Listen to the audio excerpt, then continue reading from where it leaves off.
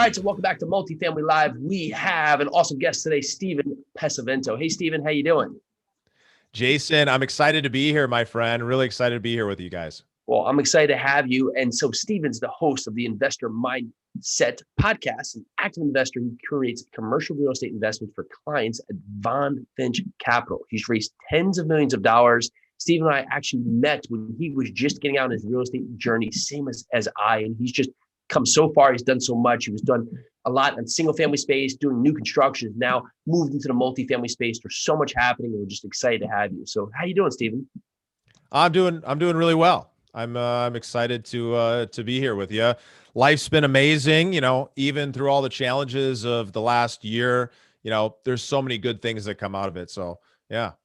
Well, you're now traveling. You're in California. You were just prior to that in Hawaii before you take yourself back to Denver. And you found that, of course, you're doing multifamily, right? A lot on raising capital. Talk to us about your new role, why you transitioned into this space and what you love about it. Yeah. So, I mean, the whole reason I got into real estate was to be able to live a lifestyle by my design and be able to travel and enjoy and surround myself with other people that are living an incredible life. And, I just spent, 20 days on the Big Island, spent another 2 months on the Big Island earlier this summer, been traveling and really enjoying quality time with really amazing people, but still being able to do incredibly impactful work. And so the story is, of course, I started my real estate career in single family, had a lot of success very quickly, flipped over 75 houses my first year, went on to 200 houses over the next 2.5. But in that process, I also, was making a ton of income, was making a bunch of money, but I also realized this isn't necessarily the business that I want to run for the next 20 years. And so I can remember I was sitting at my house and I was doing a vision board. I was dreaming about what the next 20 years is going to look like. And I was going through this process of getting really, really detailed about the kind of people that I want to surround myself, the kind of things I want to be doing, the things that are most important to me. And it brought me back to some of those core values of being able to create, a life built around passive income, the ability to move around and travel and enjoy things. But the biggest thing was people. And for me, I don't know if you're like this, Jason, but for me, the people in real estate have been one of the best parts of it because there's so many people who really believe that they can create a better life, that they can create a life on their terms. They have this vision of the future that it's possible to continue to grow. And what I found was when I was in the single family space, we were helping so many people. I mean, 75 families a year. We're buying a house, we're renovating it, we're reselling it. New people are moving in. We're making an impact in that way. But what I found was that my ideal client, the ideal person that I wanted to work with every single day wasn't necessarily in alignment with my values. I'm a person who's deeply committed to freedom and flexibility and to having the belief that it's possible for you to create the kind of life that you want to live. And what I found was buying houses from people who were selling them for 60 cents on the dollar, they weren't in a place of growth. They were in a place of survival. And as much as I wanted to help them, as much as I wanted to be a guide, as much as I did help so many people in so many ways, what I found was that the people that I was serving weren't looking for or weren't thinking on the same level that I was thinking.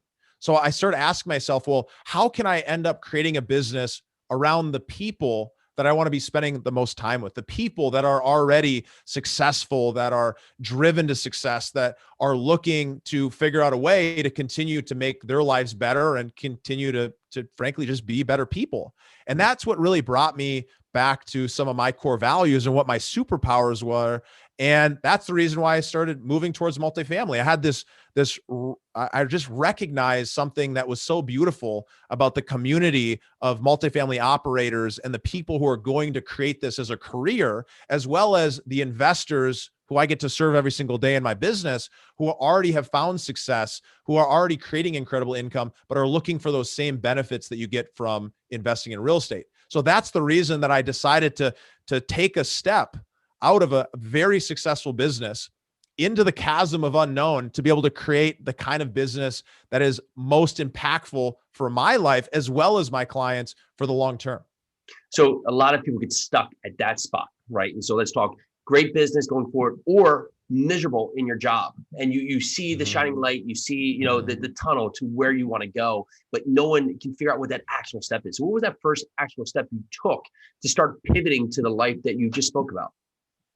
Well, the first step is a simple step. Everyone can do it. I mean, that's what's amazing about this. And it was simply just sitting down and creating that vision of what was most important to me, starting to take an assessment of what my values were, what was most important to me within the kind of people that I'm working with, within what my day-to-day life looks like, and how I'm going out and serving people. So when you can spend time getting clear on what you want and why you want it, you can start to understand who can help you get there, and therefore create a plan that is your map, that is the how of how you're going to actually end up creating that and manifesting that in your life. So I had to be willing to step away from something that was working and that was successful to, and frankly, that my identity was tied up in, right? Successful real estate business owner who had flipped 200 houses. That was the identity. I had to be willing to step away from that, to be able to step into the unknown, into something that I may not be an expert at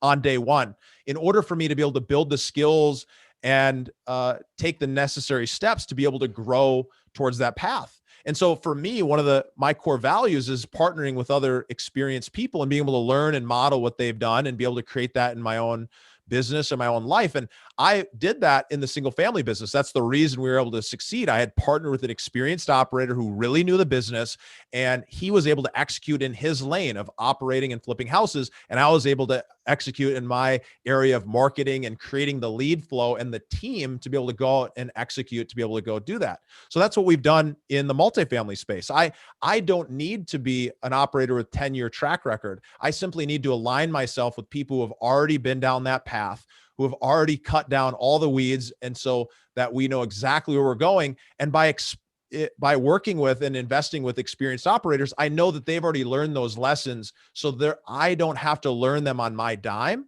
and neither do my investors. So it puts me in a position where I'm willing and excited to take much less of the pie, to be able to give up so much of that deal to work with somebody that I know, like, and trust, and has already been down that path, so that we together can be able to do more and grow more and be able to make a bigger impact. And so that's where those steps come from. It's first getting clear on what you want, why you want it. Those things are simple. They're not always easy, but then it's figuring out who can help you get there. And I believe the who is one of the best ways to lead you into the action that is going to be necessary in the how.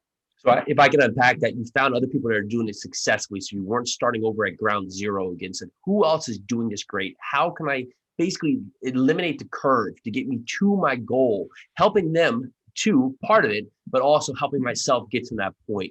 When you did, how were you identifying those operators? How were you saying, okay, this is a person that I can set my values with? Yeah, well, it's such an important question, right? And I think part of it is understanding what is your superpower. What is the thing that you're uniquely capable of doing that other people may not be so great at doing? What is the thing that you are the best at and that you can be of value to them in their business? And so you first have to start out by identifying that. And then once you identify that, then you can start going out and seeking people who have a set of skills that is complementary, who have a business that could benefit from your set of skills, and that you can look to, not getting first, but giving. How can I give to this person? How can I go to them with something that is a no-brainer, that is easy for them to say yes to, that is so low risk and has so much upside that the potential makes it really easy for them to say, yes, of course, I would love to, move forward together. But for us, what we do in our business, we spend a lot of time going through a deep due diligence process. I'm a real big believer that people is the most important part of a real estate operation, of a real estate business. And so I really want to get to know who those sponsors are. I want to know who they are at a personal level. I want to understand what they've done, what their track record, where they've screwed up, and what they have to say about that. So we spend, months, not days, diving into the background, understanding that track record. And for the most part, most people don't end up meeting the requirements. It's not because there's anything wrong with those individuals, just because what we've decided is that we've set a precedent, a high bar of the type of operators that we're willing to work with, because we don't need a whole plethora of people to be partnered with. We can add value to a very small group of people, and together we can really grow our business. And so that's what we've done. And that is exactly how we're able to bring so much value to our investors, is because we take out and make the process so much simpler for being able to invest in different markets, in different assets with different operators, where we're bringing all of those pieces together, whether it's going out and finding a deal and finding an operator who's going to execute the business plan, or whether it's finding an operator who has a phenomenal deal flow, but is really just looking to be able to, create the opportunity for more retail investors to be able to invest alongside of us. Either of those areas end up leading to the investor having an opportunity to benefit from expert experience out in the field. And that's exactly where we've found our key niche. Do you feel that there's certain requirements that are just deal breakers off the bat? So I think this would be helpful, right? Because you're on the active general partner side, but there's also a passive investor listening to this, trying to identify the operators that they want to align with. What are some of the requirements that are deal breakers? Yeah. So for us, I really look for existing experience, somebody who's been in the real estate space for, up to 10 years or over 10 years. And if they haven't been operating in multifamily for 10 years, then they have a significant portfolio of properties. They've gone full cycle. They've seen some of those challenges that end up coming when you're operating in a specific market, and that they have already learned those lessons. So as part of that process of understanding first that track record, okay, they've already operated this specific type of asset in this specific market, and they've dealt with these specific problems. I want to understand what are some of the problems and what are some of the things that they've dealt with, and how do they represent, taking accountability or ownership for those things. If I hear somebody say that, well, this deal blew up because so-and-so didn't do this and this fell apart and this fell apart, well, they're not taking accountability for the fact that they had the ability to influence the outcome of those things. Now, of course, things happen, no problem. Losses happen, no problem. Of course, we don't want to be on the other side of those, but we want to understand that there's always risk going in. And the most important part for us is that these individuals are the types of people and have the character that they're going to find a way forward, and that they're going to do the right thing to make investors whole. So, we're looking for those types of things. The markets that we're looking to operate in are markets that are on a growth trajectory. We really like some specific cities across the Sun Belt. They call them the Fine Nine, from Denver to Dallas to Houston to Austin to Raleigh to Orlando to Nashville and to Atlanta. And there's probably a couple in between that I've missed there. But those markets have consistently seen growth when compared to the Sexy Six, the LAs, the New York, the Bostons. And there's a lot more potential in those markets, not only now, but they're more secure because they haven't gone up at such a high rate, but the population is moving there. So those are a couple things we're looking for in operators. There's definitely plenty more. We're looking at past deals. We're understanding the performance of those deals. We're doing background checks. We're diving into understanding what type of things come up, from past bankruptcies to foreclosures or short sales to anything in between. And those things don't necessarily end up meaning an immediate no for that person. But what's more important is when you're running that check and you say to somebody, hey, we're going to do a background check just so we understand, what might come up.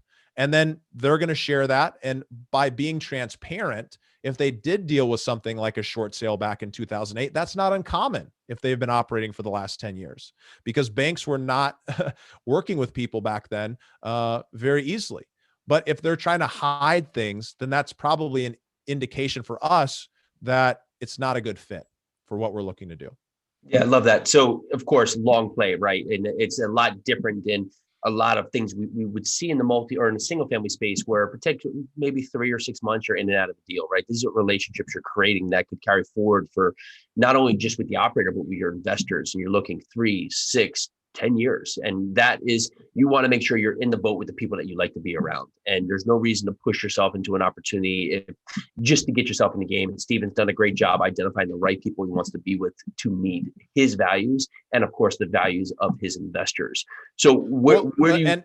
And even with that, just to add to that, I mean, we've been making this transition for over 18 months. I'm the kind of person who makes a decision and takes action. So once I get to that point of being clear that this is the direction we're going to go, I'm going to take action. But I went across against my normal nature to slow this process down. Because when you're thinking about things from a long-term perspective, it is important to not rush in. I've turned down probably hundreds of potential operating partnerships because they weren't the right fit, or it felt like there was too much pressure for that to happen immediately. And for us, we're looking for that long-term relationship, because whether it's this deal or the next 10 deals that we're going to do together, we're building a long-term business. And so it's worth it to spend countless hours diving into getting to know an operator and being able to save yourself by saying it's not a fit, than it is to be tied up in a deal where you don't have control. And so that's just some of those things that we've learned. This is the multifamily mindset, right? So transitioning yourself to get yourself to the life. And lots of times we set out with objectives and goals, but we don't get the actual steps. And so you found the end way, you found yourself built in. For 2021 here, we have a lot of the year left. What is that big overarching goal that you're working yourself back into? Yeah, I mean, the overarching goal is that we're going to continue to build the platform that we've been building, to continue to bring new sponsors onto our platform that have the track record that we've been talking about, and be able to continue to onboard investors that are looking to create true freedom, flexibility, and options that real estate can offer, but that have those values, that are the kind of people that we want to work with for the long term. We're not, it's interesting because in this business, it really is a relationship business. I have, countless calls every week from new investors who have come in through various channels, who've gotten to know us, who, love what we're talking about on the Investor Mindset, which if you guys haven't listened, I highly encourage you to go check out the Investor Mindset podcast. It's a top ranked show, and we have amazing guests, but in the process of talking with those guests, people end up starting to see the values that I live my life by, and therefore our company and our team lives and operates by. And so when I'm talking with people, it's rare that they've gotten to that point of getting on the phone to not have the same values. But there is times where we talk with somebody and you say, you know what? I'm going to recommend you go this direction, or I'm going to send you to go talk with this person, because it just doesn't seem like they're the right fit for us. And we're okay with that, because we don't need everybody to be on board with where we're going. And so what this year is really about is just continuing to grow, to continue to make an impact, and continue to make a name for Finch Capital within the community. It's been operating for many years. We've had a lot of success, but we look to continue to be able to serve more and more investors, into 2021 and beyond. Well, fantastic, man. I know you will do it. Finch Capital are going to continue to make traction in the multifamily space. Always awesome to have you on the show here. For people that want to connect, of course, we can find the podcast. Where else would be the best place for people to find you? Yeah, I'd recommend you guys head over to the investormindset.com/passive and grab the playbook, which is really diving into some of those topics that we talked about when it comes to due diligence. It's really talking about some of those pieces about how do you get really clear on what you want out of an investment, whether you're going to go down the active route and start being an active operator, whether you're going to be a passive investor. The playbook is 56 pages full of lessons that can help you grow. And so I encourage you to go over to the investormindset.com/passive and grab a copy of that. And if you're looking to get in touch with us, you can reach out to me on any social media via DM. Someone, myself or someone from the team, will put us in contact. And I definitely encourage you guys to take a look at the Investor Mindset. I think if you enjoyed today's show, you're definitely going to enjoy it. Awesome. Steven Pesavento, man, always fun. Always great to have you. Love what you're doing. Thanks so much for being on the show. Absolutely. Super great to be here with you, my friend. So you heard it there. Taking action, but building the mind to do it. That's your first step to get anywhere in life. That's your first step to get after your goals. Steven's doing it. He's a real case of doing it in multiple platforms and now crushing the multifamily space. Thanks for joining me.